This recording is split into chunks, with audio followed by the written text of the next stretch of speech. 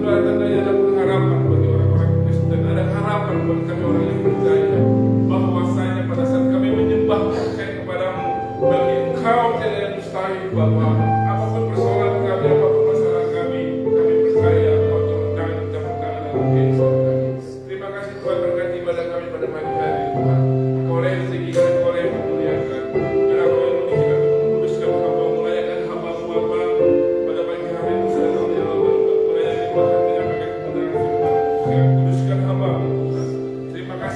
tidak hamba kekuatan, tidak hamba hikmat, kekuatan Bapa sehingga firman-Mu hari ini ditanamkan lahir. Terima kasih Bapa, terima kasih Bapa. Segala pujian, segala hormat kami berikan kepada-Mu Tuhan di dalam nama Tuhan Yesus. Haleluya, sama-sama kita katakan. Salam saudara dan saudara terkasih dalam Kristus.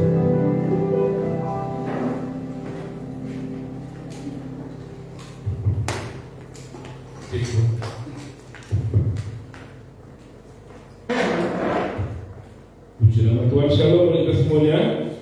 Selamat Paskah hari ini di mana kami itu sudah bangkit dalam kehidupan kita. Seharusnya momen ini bukan momen yang selalu kita menjadi rutinitas, tetapi kita harus merasakan bahwa Tuhan Yesus itu ada dalam kehidupan kita. Amin, saudara. Amin. Tuhan Yesus itu ada dalam kehidupan kita. Kita seharusnya hidup kita itu harus bangkit. Katakan hidup kita itu harus bangkit. Bangkit dari keterpurukan, bangkit dari persoalan kita, bangkit dari apapun dalam kehidupan kita yang membuat kita tidak ada pengharapan. Justru kebangkitan Tuhan adalah dasar pengharapan kebangkitan kita. Amin.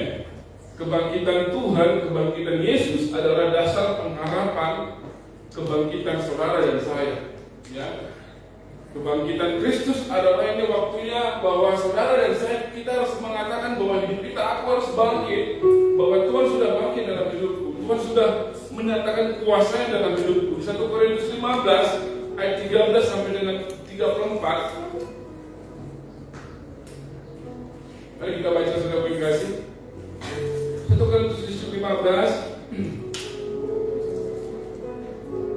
ayat 12 sampai dengan 34.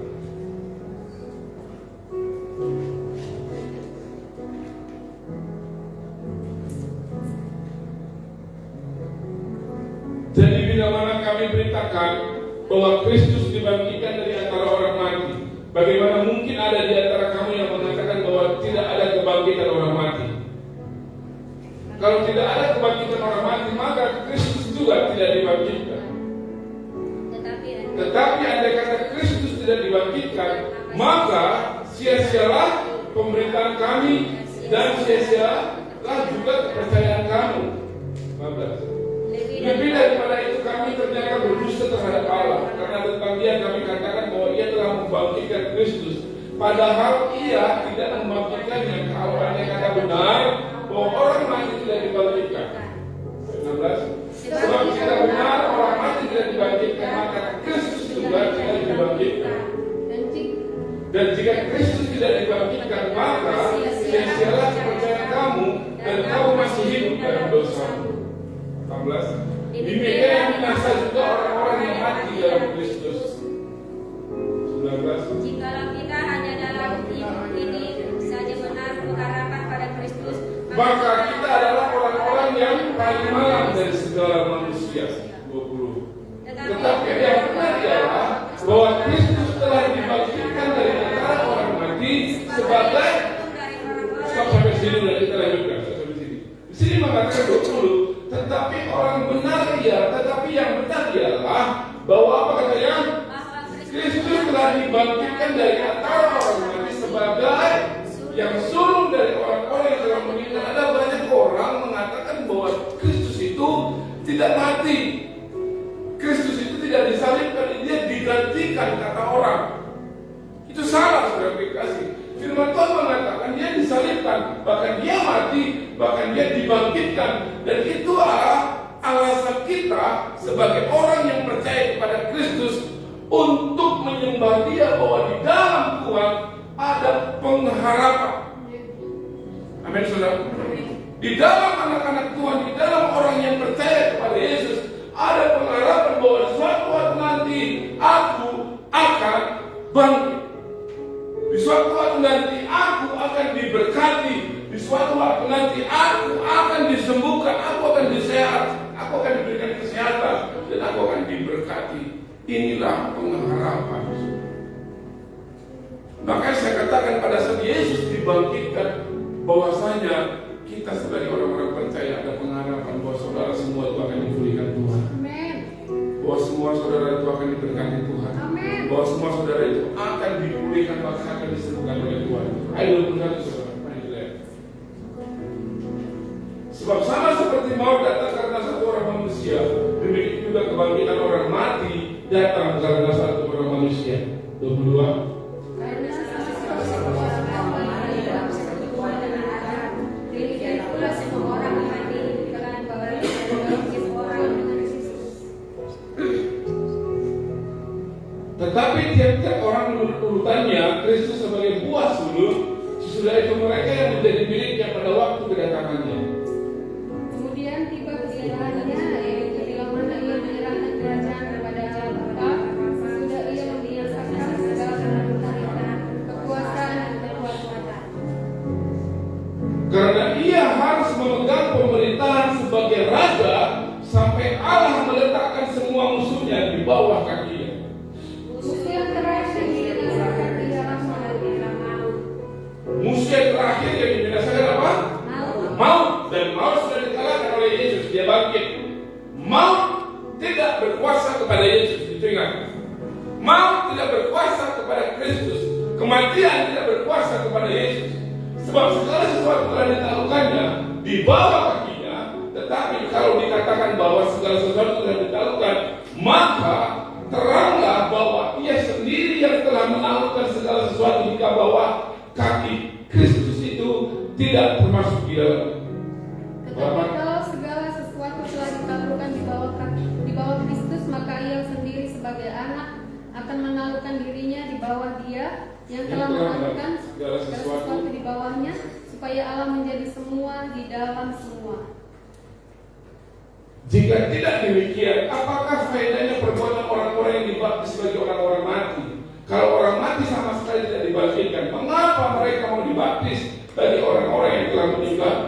30. Dan kami juga mengatakan, mengapakah kami setiap saat membawa diri kami ke dalam bahaya?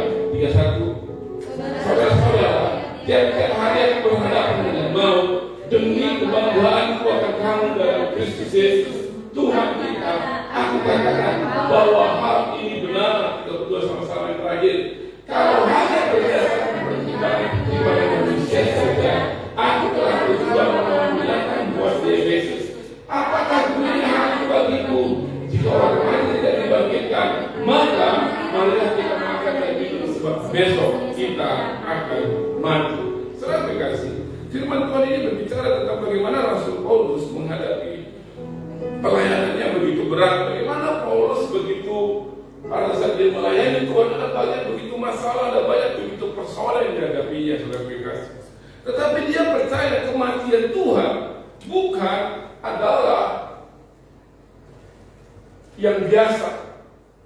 Kenapa? Karena Tuhan Yesus Kristus bukan manusia yang biasa. Makanya dia percaya, saudara kasih, inilah yang membuat Rasul Paulus itu bangkit di dalam hidupnya.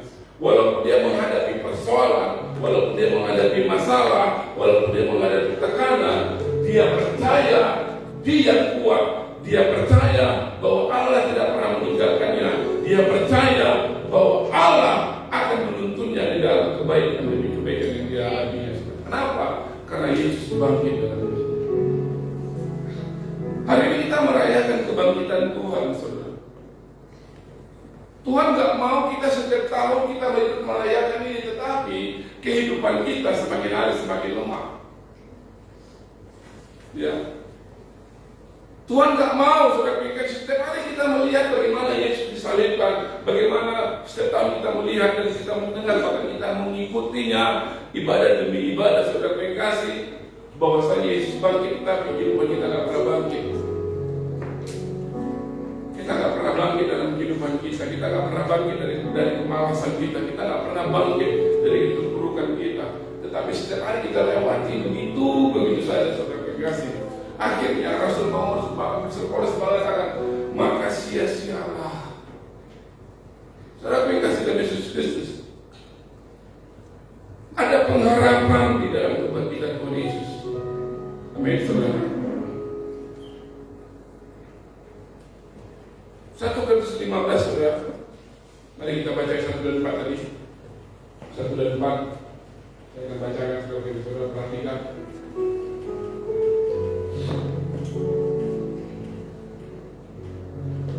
dan 4. Ayat 1 dan 4 ya. Dan sekarang saudara-saudara, aku mau mengingatkan kamu kepada Injil yang aku beritakan kepadamu, dan yang akan kamu terima, dan yang di dalamnya kamu teguh berdiri. Ini yang luar biasa dari Rasul Paulus. Dia berdiri teguh kepada firman Tuhan. Dia berdiri teguh kepada firman Allah. Dia tidak digoncangkan, dia tidak berubah, tetapi dia percaya kepada firman Tuhan dengan teguh. Bagaimana dengan kita, anak-anak Tuhan? Apa kita teguh kepada firman Tuhan? Apakah kita sungguh-sungguh teguh dan percaya kepada firman Tuhan?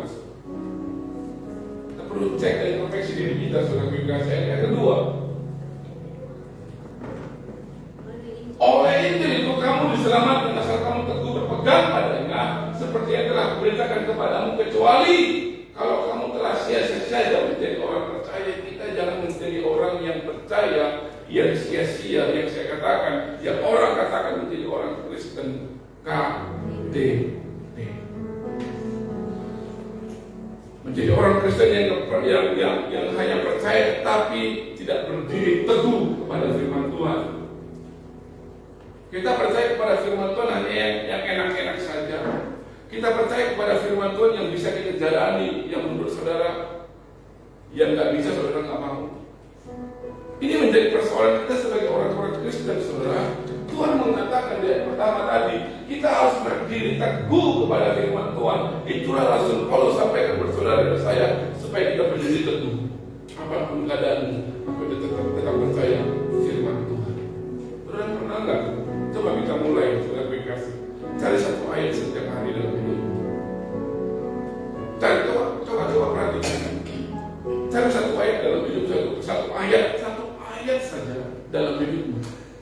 Kau perkatakan setiap hari, setiap hari sebelum bangun tidur.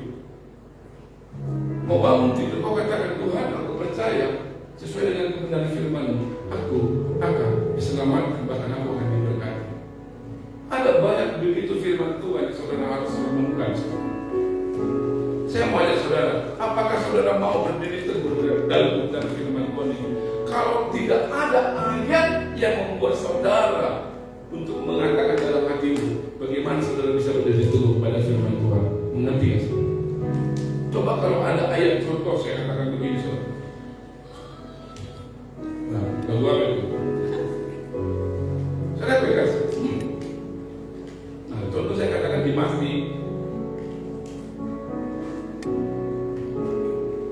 Mazmur ya, bukan di Mazmur lah. Di Yesaya 60 ayat 22, ini contoh. Saya bacakan. Ini firman Tuhan dalam hidup saya. Yang paling kecil akan menjadi kaum yang besar, dan yang paling lemah akan menjadi bangsa yang kuat. Aku Tuhan akan melaksanakan dengan segera pada waktu ini. Saudara kasih, ini perlu kita perhatikan. Ya, perhatikan firman itu. Matiin aja. Matiin aja. Contoh, apakah ada orang yang sampai hari ini berdiri teguh dengan firman Tuhan yang saudara baca hari ini?